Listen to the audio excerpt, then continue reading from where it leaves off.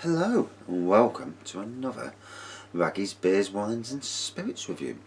Tonight I'm going to be reviewing a wine. It's been a while.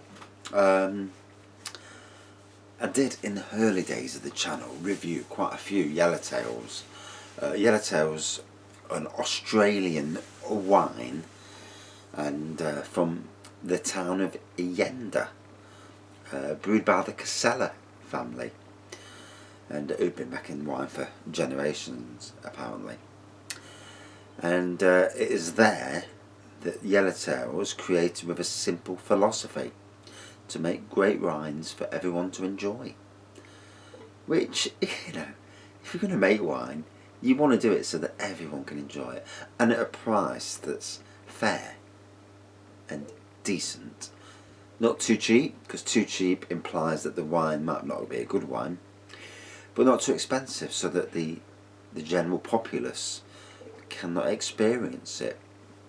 Yellowtail wines in the UK these days usually range from about £6 to £8 a bottle and consist of Yellowtail Shiraz, Yellowtail Merlot, Yellowtail Malbec, Cabernet Sauvignon, Cabernet, Chardonnay, Rosé, so quite a wide range. And this Yellowtail here, it says this Yellowtail Shiraz is everything a great wine should be: vibrant, smooth, rich, easy to drink, and they are. Flavours of red berries, spice, licorice. So now, I've drank this loads of times, and I personally think it's one of the better red wines out there. So let's give it a go. Obviously this is a small bottle.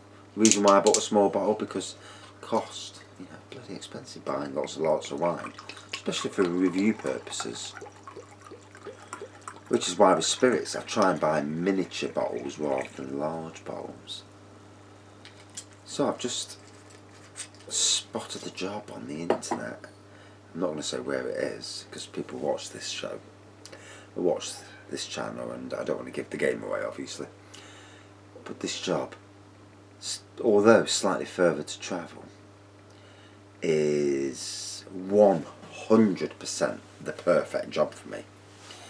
Bear in mind, instead of travelling 15 minutes to work, I'll be travelling half an hour. An extra 15 minutes per day, but I'll be working less hours. So instead of doing a 40-hour week, I'll be doing a 37-hour week. So in the end, it's going to cost me an extra 20 to 25 minutes a day. But and the hours are good as well, and the pay's right, and the job is tailor-made to me. And I know with my qualifications, experience, and what I've done over the years, that I should get at least an interview, and you would think anyway. And there's a lot of people out there applying for jobs these days, so even to get an interview is hard in any job. But qualifications wise, everything's ticked, all boxes are ticked, everything's ticked. Being a bit further away is a little bit tricky, but it's all ticked. So, interesting times. I've just seen it. I'm going to apply for it and see where it goes. So, touch wood. Finally, I can move on in life. And I need to move on. It's just not enough for me to do the work. I'm used to being part of a team that win awards, and the last year especially, but the last even the 4 years I was with Rushcliffe Borough, it wasn't the same as it used to be before I left City Council. So this job is interesting in the extreme, and I've actually got three old members of staff that I know that work there. So I'll be doing some finding out tonight. I'm going to message them, or message 2 of them at least. I don't talk to the other one, but there you go. So, as you'd expect from a red wine, dark, deep red colours on the nose. As you'd expect, dark red berries on the nose. One of my favourites. It's like going out with your mate and having a drink. You know what it tastes like. You know it's good. Oh, puts a smile on your face, and I like that. I like a smile on my face. I haven't done it enough lately.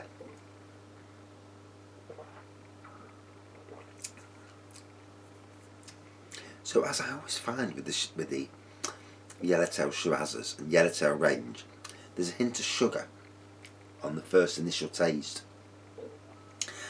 Obviously, red berries.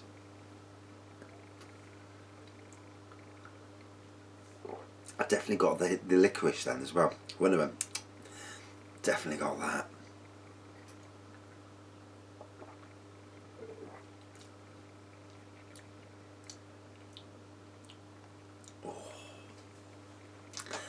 I absolutely love Yellowtail Shiraz.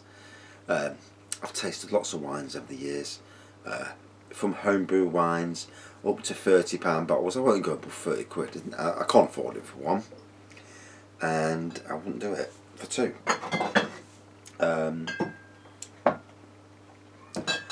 Because I don't think there's a need to. Not when you can go to a supermarket and get an Amarone for 16 quid or a Barola for 16 quid.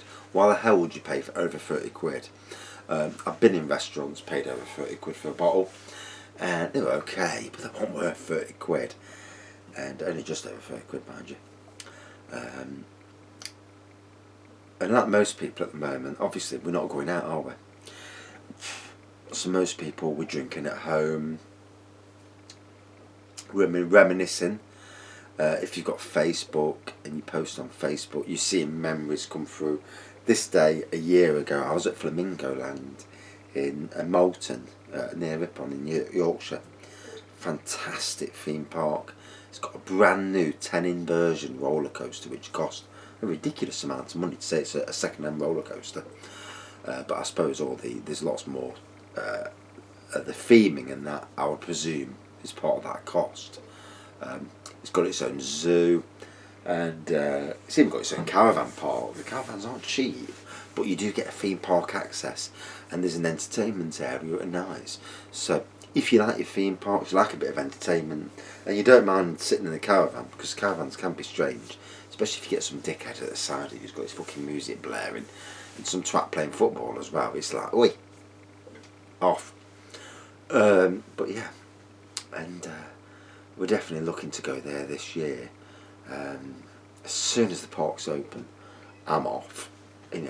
Weekends, at least on a Sunday. Saturday I'll probably be working because I seem to be copped into doing gardens. I look after 3 gardens at the moment, and that number is already swelling to probably 5 gardens. So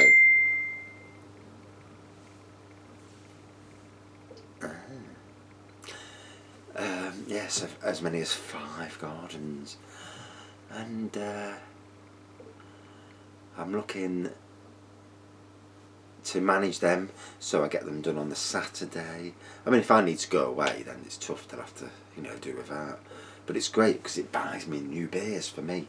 But what it also does, it'll help pay for going to theme parks, and we as a family, me, my wife and my youngest, who's 9 years old, turning 10 this year, and he's just at that 1.4, the golden size. So with regards to Alton Towers, once you reach 1.4 metres, you can go on all the rides: Smiler, Oblivion, Nemesis, Rita, 13, and the Sonic ride. I can't remember its bloody name now. Spinball Whizzer.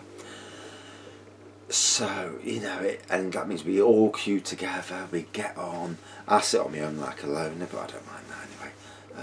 I prefer that my wife sits with a little, obviously she's not going to sit with his bloody own.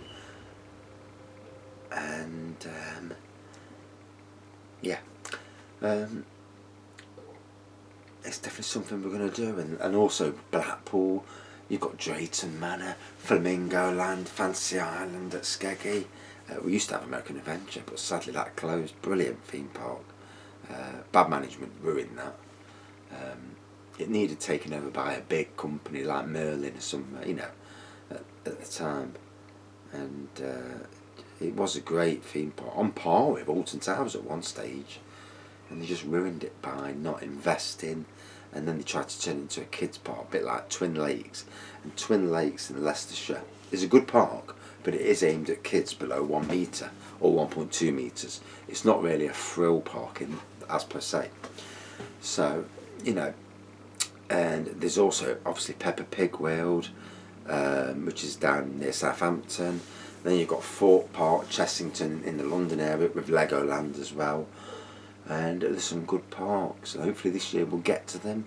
Obviously, I think it's going to be very limited what you can do on the parks, but you know, going out there, getting the thrill of a ride, and enjoying it, enjoying life.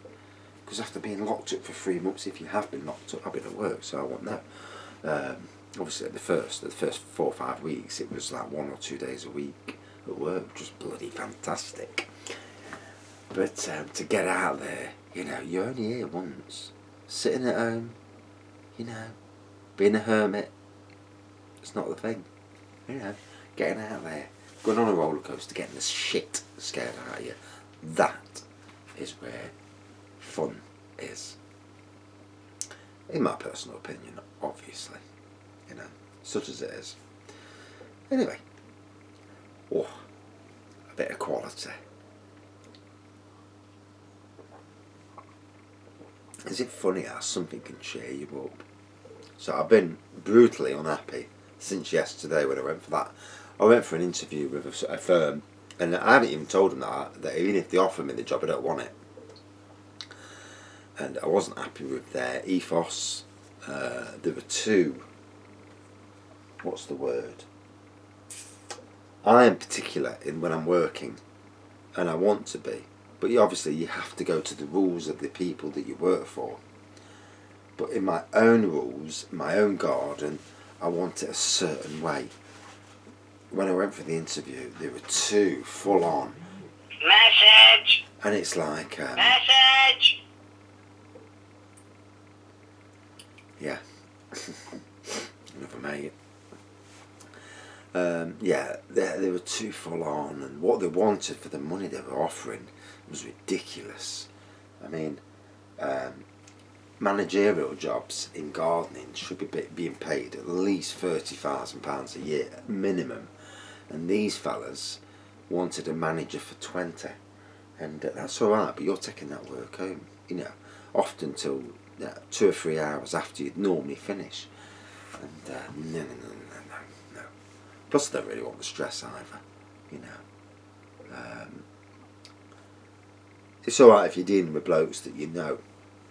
When I was standing manager at the Arboretum, I managed the Arboretum, Nottingham's Arboretum, Nottingham's Castle Park, and City Centre, and the Forest.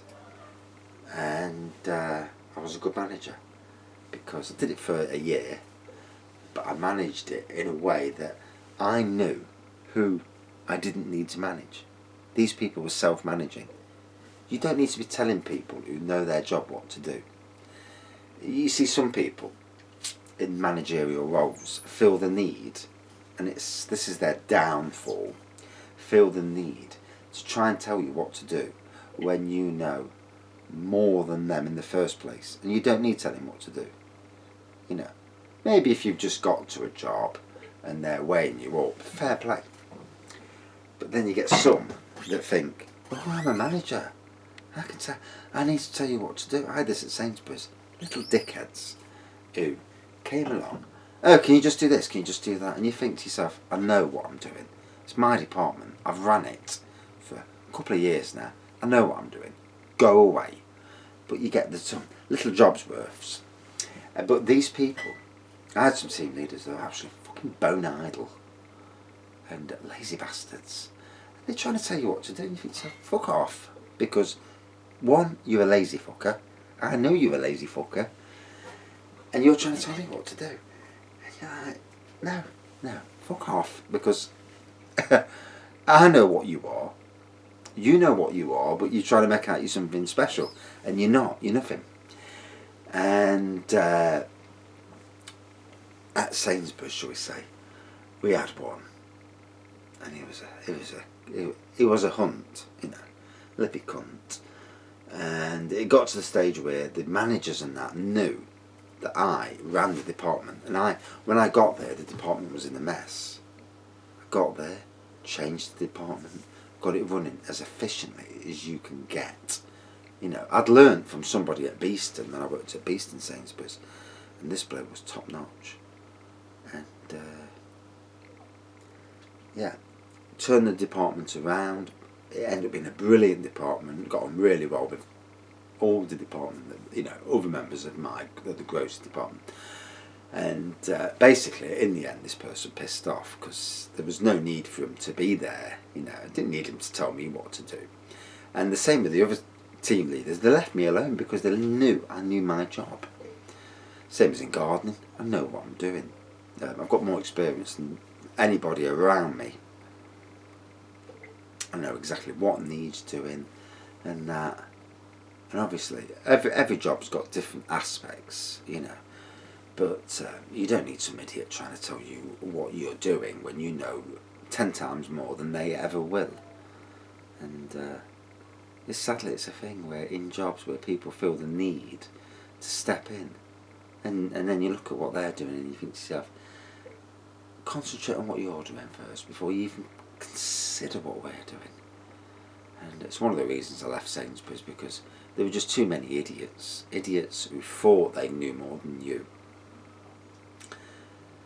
And then they tried to put me on tills when my mum was dying of cancer, which when you're in a really, really bad place, you know, you don't need that. And it was a disgusting thing to do at the time. And I left a job that I loved. You know, I really loved working on the beers, wines and spirits department. And sadly, then I started doing bloody beer reviews. And I could have got my beers for a fraction of the price. Trust me. Yeah. Whenever whenever something was missing or broken in the pack, like one was broken, I would have had one of the others. Yeah. I'd have been doing beer reviews on a £5 a week. But anyway, let's get back to the beer. Or wine. So this is an excellent wine. Brilliant mistake. Beautiful on its own. Great tasting, good aroma. And generally one of the best £6 or £7 wines you're ever going to put your eyes on. If you've never drank Yellowtail Shiraz, trust me, it's well worth a try.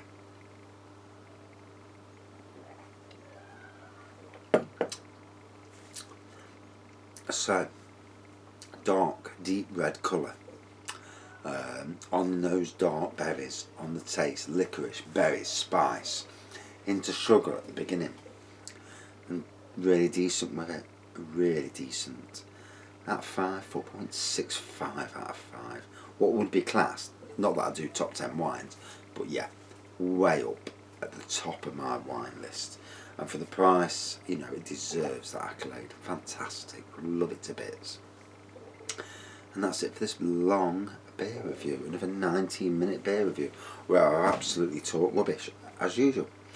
Thank you for watching, thank you everybody for subscribing, and listening to the musings of a 48-year-old, like I've already said. Anyway. Thanks for watching. See you soon. Cheers.